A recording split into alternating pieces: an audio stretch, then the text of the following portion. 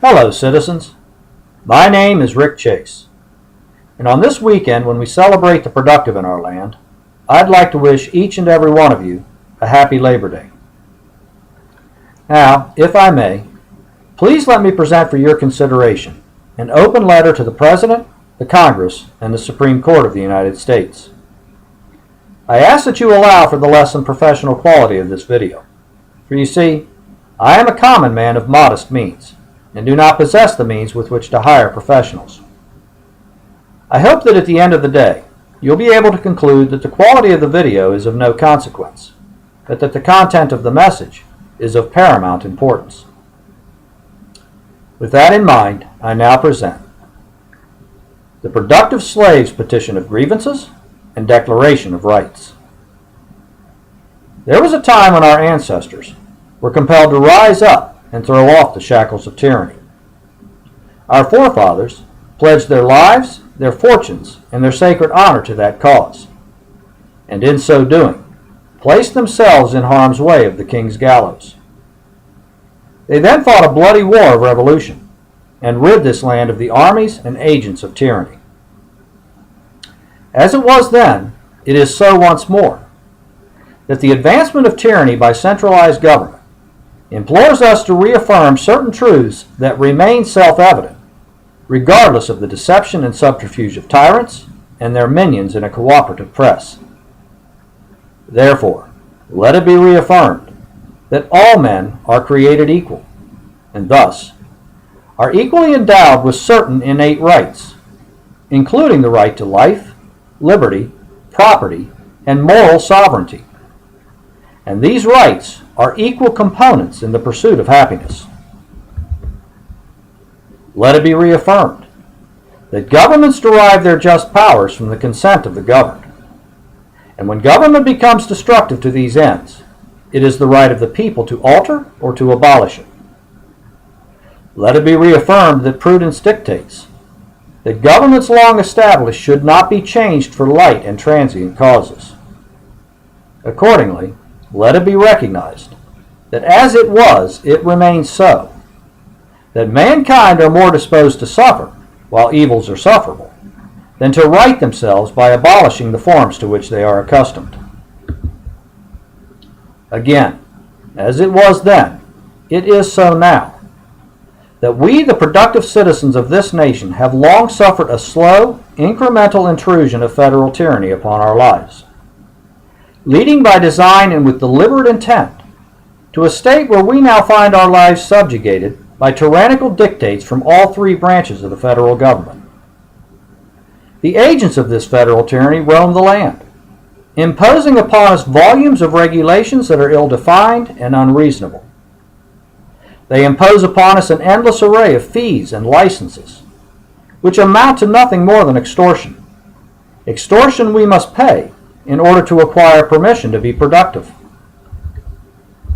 Our nation's arbitrary system of income taxation imposes further tyranny upon we the productive, as we are continually required to surrender more and more of the product of our effort for the benefit of the unproductive, while those who are unproductive are asked only to contribute their vote for the purpose of perpetuating the tyranny.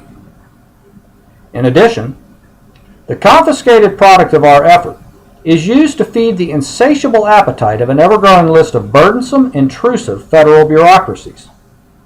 Bureaucracies which are free to impose their will upon us without restraint, and then free to campaign in the political arena, again, for the purpose of perpetuating their tyranny. We, the productive, have been reduced to a state where our mind and body are enslaved, as we are forced against our reasonable will to spend hours each day laboring for the benefit of others.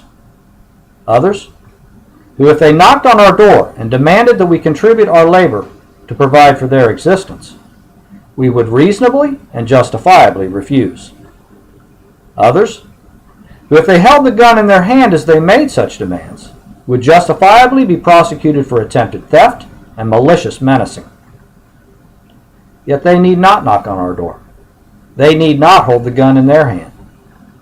For the federal government holds the gun and commits the act of thievery on their behalf. In so doing, the government, the law, has become an accomplice in the crime, and crime has become institutionalized. This is the definition of tyranny. This is the definition of slavery. This tyranny, this enslavement, is further defined by federal statutes which pit man against woman, race against race, religious against non-religious. Statutes which are passed by the legislature, signed into law by a colluding executive, then declared just, and enforced with impunity by a colluding judiciary. Statutes that exist for the benefit of one group over another. This tyranny, this enslavement, is further defined by federal statutes which arbitrarily allow or disallow individual liberty. This tyrannical imposition implores us to recognize that the law's only justifiable question should be, is the individual engaged in a peaceful or offensive act of individual liberty?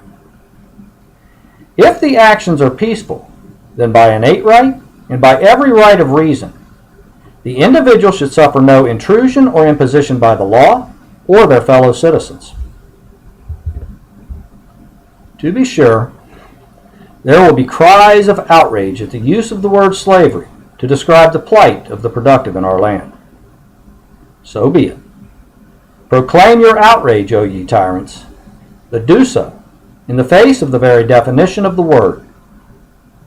From the Oxford Universal Dictionary on Historical Principles: slavery, servitude, bondage.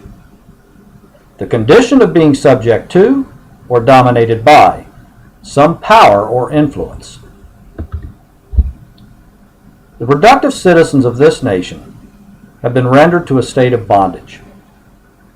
We are bound by law to submit to a condition of servitude, whereby we are forced to serve the interest of others to whom we have no connection or responsibility.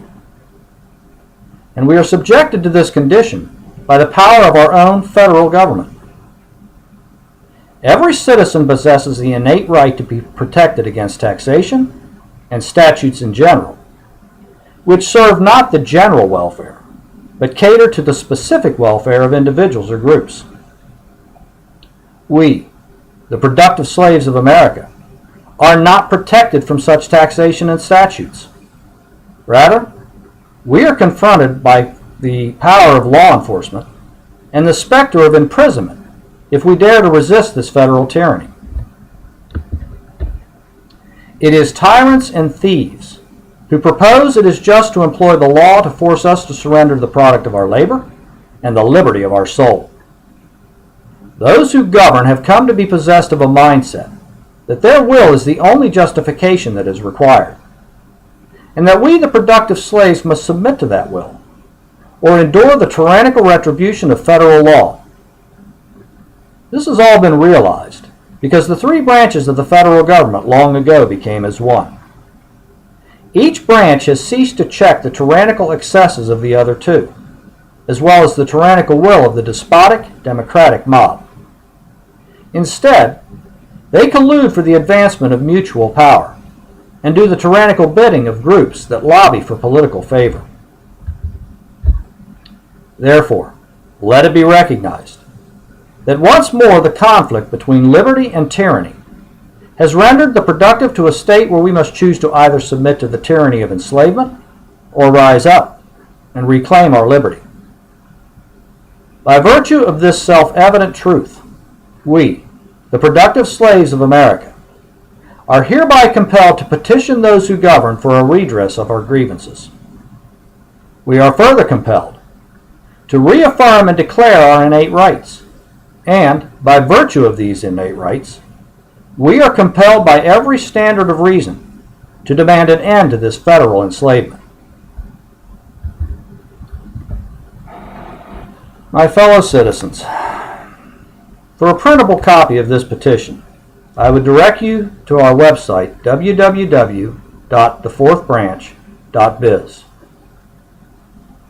I ask you to print it out, sign it, and send it to your congressmen and senators. Let Washington be flooded with the unbridled truth that the people have come to recognize the tyrannical nature of those who govern at the federal level and the objective of their agenda. And let us pray that we can stop this nation's descent into tyranny and the calamity that will surely follow if we fail.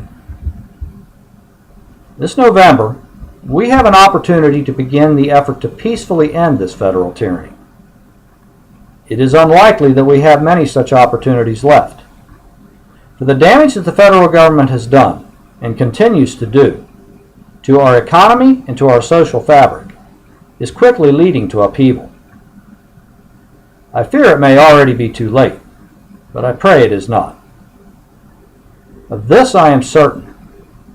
If the producers of this nation do not rise to peaceful action in profound numbers and soon, then we are doomed to a fate that no sane soul would wish to contemplate. It is imperative that we recognize that tyranny never surrenders, and therefore it only ends when it is defeated. The founders provided us with every means necessary to peacefully fight tyranny and resolve this crisis. The operative word is resolve. The question is, do we the people still possess the resolve to make the effort necessary to employ the peaceful mechanisms the founders provided? If not, then we condemn ourselves to the only option that will remain. The option too terrible to contemplate, but too real to deny. The option that the founders were left no choice but to resort to on July 4th, 1776. God bless and Godspeed.